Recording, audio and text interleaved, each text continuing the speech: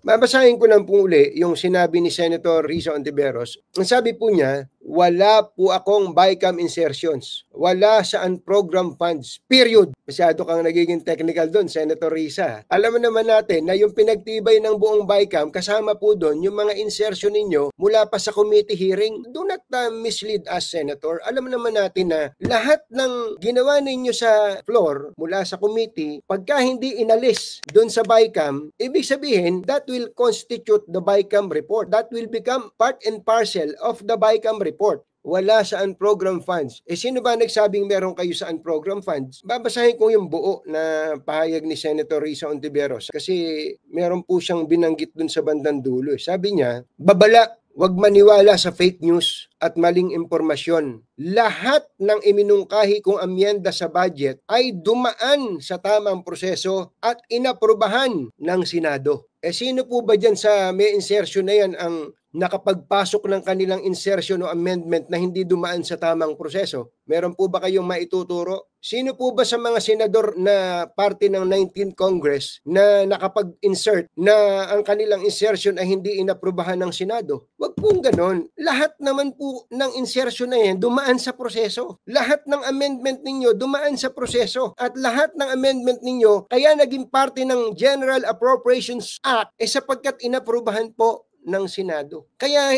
it's not the issue. The issue here is whether or not you have insertions. Meron. Hindi po kami fake news. Ipinakita po namin ang buo. Wala po kami sinabing ang insertion nyo illegal na ninyong isiningit. Wala pong nagsabi na ang insertion ninyo hindi dumaan sa tamang proseso. Wala rin pong nagsabi na meron po kayong insertion na nasa program appropriation o UA. Wala po, Senator. Ang issue lang po dito, meron po ba kayong amendment or insertion/insertion? Meron po.